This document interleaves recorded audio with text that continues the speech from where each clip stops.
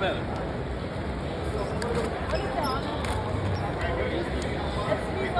Oh my God, sir.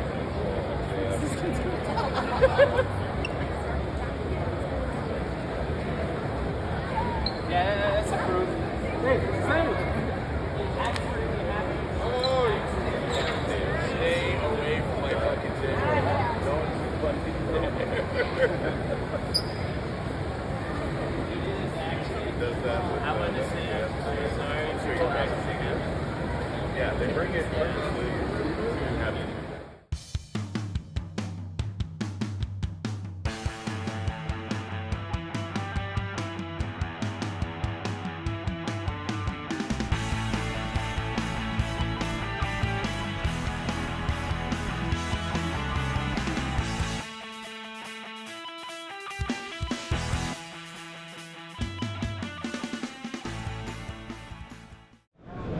Hey, what's up, guys? We are here at Comic-Con Revolution at the Ontario Convention Center. I'm really excited because there's a lot more here this year. We actually have Artist Alley where the celebrity guests used to be. They are still here. I think they're on the other side, but it's just good to see more people back. We were just here in December. So just a few months later, it's good to see everybody back here. And actually, as you can see, there's no masks. I think this is the first convention that I've been to where masks were not required. They're recommended, but they're not required. Thankfully, I've been vaccinated and boosted, so I feel very safe and comfortable. But it's just good to see everybody back. So it's been a great weekend so far. We have the AEW panel coming up later, and just excited to be back here. So thank you guys for tuning in. Guys, we're over here at the exhibit floor back at Ontario Convention Center for Comic-Con Revolution. Pretty standard, just usually how they have it set up. So as you can see, you can just take a look. It's just good to see everybody back. People walking around with no mask, no fear, no anxiety so much. And so actually I had said that the guest area was over there where Artist Alley was, but actually it's in the back corner over here. So we'll take you over there in a little bit. So thank you guys for rocking with us.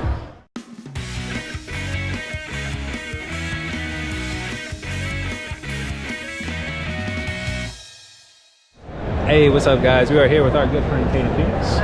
We are at the Ontario Convention Center at Comic-Con Revolution, where it all started for Tsunami Healing. And Kaden was one of our early guests, and she's been on the show a few times, so she's no stranger. Kaden, how's the show been for you? The show has been amazing. This is my very first show at Ontario Comic Revolution, and so it's really, really amazing. I like it. It's a really different set of people as well, just like every con.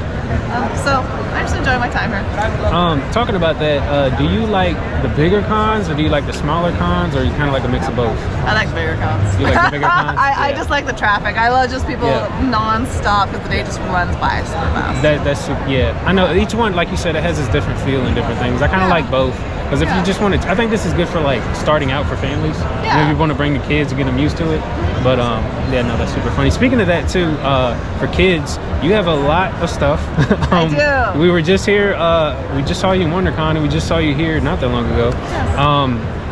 Talk about what's new and about what some of the other stuff that you have. My newest is Bandita. She's my Dominican gunslinger from New York, and so she's my newest of the graphic novels, my 5th superhero. Super amazing. She has a bullet bounce, so meaning she can ricochet bullets off walls and whatnot. She's my New Yorker. She infiltrates a Broadway theater group, and she ends up taking them down because they're taking advantage of the talent. So that's my new one. It's a little bit darker. I have new pins as well. I have a bunch of Pride pins that I have, and so I will show you. This one, my Han Solo, Chewbacca. This one is my She-Ra for the ones that have seen Netflix with Catradora. And then my Frozen, this is my new favorite one besides the Harley, but that's my Frozen pin. And so I even have a shirt of that one. Those are my newest of my Pride pins. And just, you know, it goes with my whole world of like equality, regardless if it's Latina based on race or if it's just on sexuality. It's just, you know, it's just a good thing for just equality, just making a stand. And then patches. This is actually very new too. Yeah, I have patches cool. finally. Like so I gotta put it on my cap, I gotta put it on my jacket.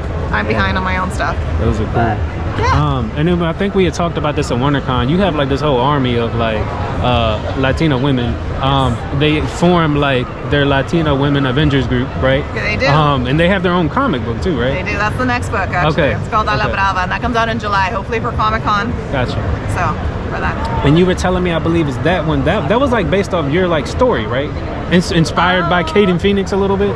Bandita, no, none of them are Not based. Bandita, this one. Bruca is based on me only in that I'm from East LA. Okay. I'm not a chola. I'm definitely not any of that other stuff. I have no powers. Okay. But because I'm based in East LA and because they give me that stereotype that I'm a chola and I have like no tattoos, I don't wear hoop earrings, I don't do anything purposely. Gotcha. I don't wear Cortezes, you know.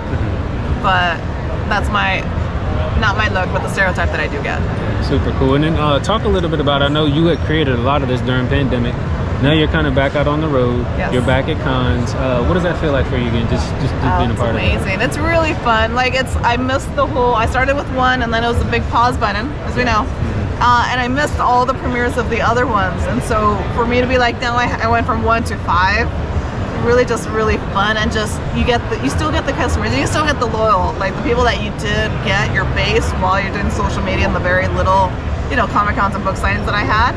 Like they come back and they're like, oh, what else is new? And like I have all of these now. I have a slew of comics. Yeah, no, that's super cool. And Kaden, I don't want to get too deep into this, but I remember our first conversation. It was a very deep conversation. We talked about a lot of different things, and you promote a lot of equality. I know just personally in my life, I've seen a lot of things still happen, even though the Me Too movement is still going on. You know, people are still getting abused, and you know, unfortunately.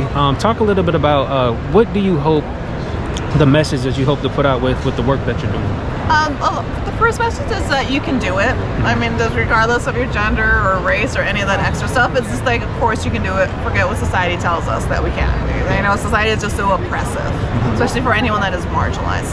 And so that's just number one is, of course, you can do it. And then the second one is just keep going, right? Because you do get hit left and right. And like even me, you know, every single person gets hit left and right with saying no, you know, and saying you could do this or you should do this instead.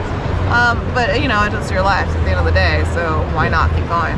Yeah, no, absolutely. And I know you've been on a lot of panels, and a lot of times you're doing collabs with other people, and you have your own panels. How do those come about, and how do you kind of get the ideas for those? So my panels are always Latino superheroes, so that was a very easy one. Yeah. But the other ones, they just invite me. They're like, oh, here's a queer creator assemble panel. Do you want to be on it? And I was like, sure. You know, like it doesn't hurt because it's still my same voice. It's still the same cause of what I am fighting for. Yeah. And so I was like, sure, I'm on one today for just independent writers or independent creators. You know, I can talk about that. That's easy. Yeah. And so, because I am independent. Sure. And so, you know, it's just, why not be able to, you know, discuss your journey and your path and like a little bit of the hardships going on, but how you overcame them, just to inspire others. Yeah. And interesting question, but so you have a lot of Latina women, which I love. That's great. That's powerful. What message do you have for the little boys coming up, growing up in this world, and kind of what message do you have for heterosexual males like me? They see this work. I think it's really cool, but obviously maybe you're not speaking so much to their demographic or their group, but there's still a message for them. What would you like to share? Absolutely. Read the books. Honestly, I grew up reading lots of boys, you know, books or boy leads in every movie and TV show. You can read girl books. It's not only for girls. It's not only for Latinas. It is equality, and equality, it takes both genders as well to fight for it, honestly. Yeah, no, I love that because a lot of people say the whole thing is like, you know, why can't guys wear Wonder Woman stuff? Girls been wearing Superman stuff forever, like why not? Yeah. So, yeah. And they absolutely can. You can wear Wonder Woman, you can wear any of these. Who's telling you no? Right. Who cares, you know? Kaden, thank you so much. It's you. always a pleasure having you, and I'm just excited to see what you do next. You have so much work, so. Thank you very much. Thank you. We are out of here.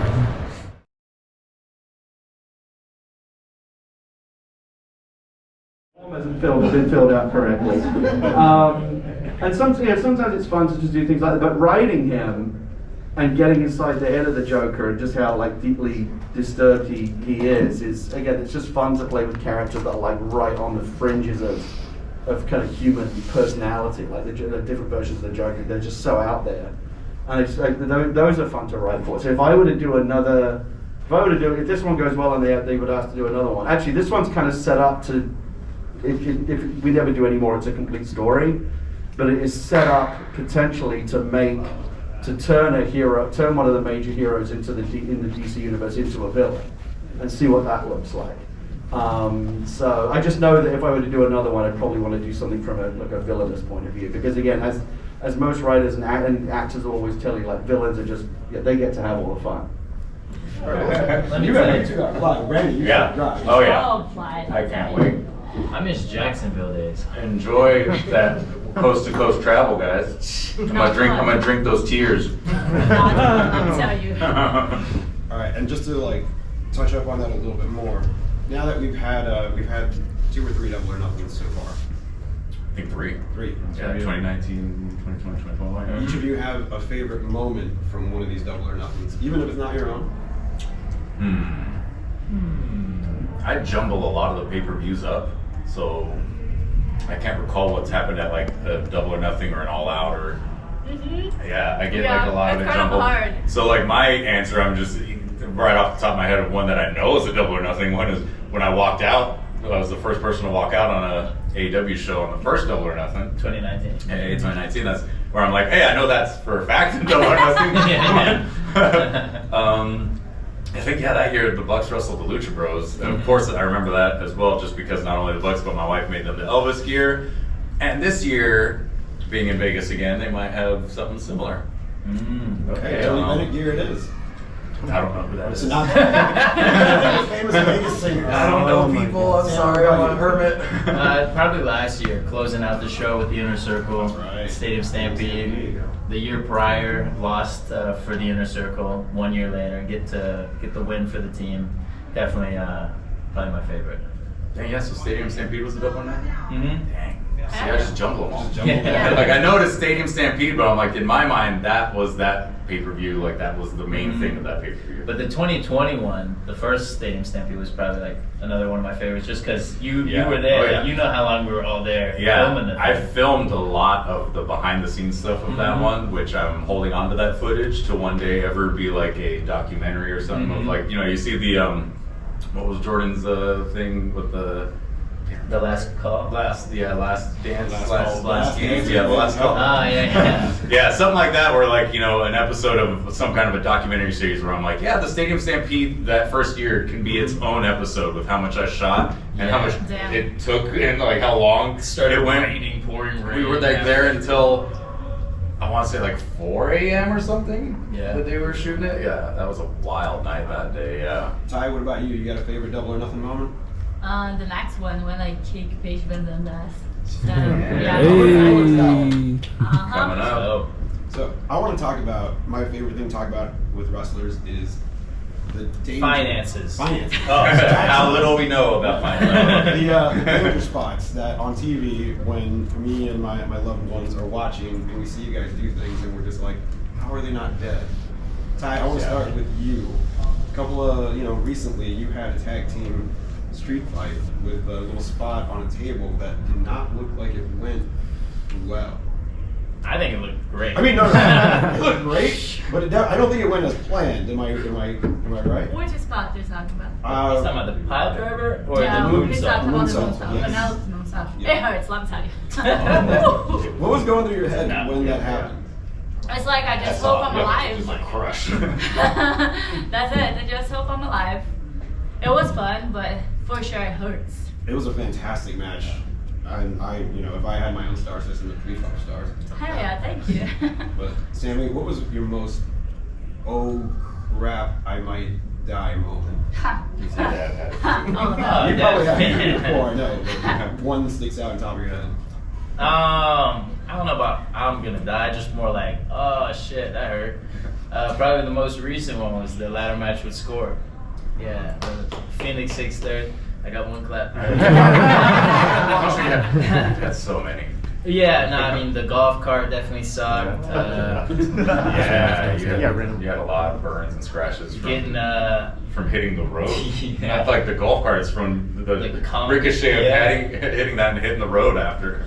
The super kick from Matt Jackson in the That's right, you battle folded rap. like a napkin. Yeah. My leg completely went sideways and I felt it pop and I was like, oh, I think I just broke my leg. The Spanish fly over there. Spanish fly with Isaiah, yeah, the one table just kicks back and I'm like oh, I think I just broke my hand. Yeah. Yeah. How about that cutter on Cody off the? So that one in midair, as I'm here, I'm like, whoa, it worked. I jumped really high. And then as we're coming down, I'm like, oh, bad idea. Yeah. Loss of wind immediately, right? Oh yeah. Kicks all that. Brandon, what about you? You got a moment of danger? The only Other than one getting sprayed in the face. Right, that's always so scary. Probably for me, when I got my face broken, was just not like a oh crap, like what went wrong, of like, oh man, I hope this isn't going to be like, you know, like too much blood, because I thought he just knocked me to where I'd be having like a bloody nose, and I remember thinking like, damn, that freaking hurt, like my face hurts, my eye hurts, but maybe it'll just like have some blood, it'll be good for TV. Then when I get to the back, I go and blow my nose to get the blood out, and I feel this eye push forward as I blow my nose. Yeah, you feel your eyeball move forward, and immediately Doc's all, "Oh, you have a broken orbital bone." I was all, "Huh? No." I was like, "It doesn't even hurt. It doesn't hurt at all, honestly." And so like I keep doing it. He's all, "Oh, we'll get X-rays tomorrow and see." We get X-rays. 3 breaks in my nose and 1 in the orbital bone. And I'm like, that didn't even hurt though. Like I've had other things hurt way more, like a stiff forearm hurts sometimes more. But that was just one of those moments where in my head I was just like, yeah, like, you know, it kind of hurt, but keep going, whatever. To even realize I had 4 broken areas in my face. What's it like?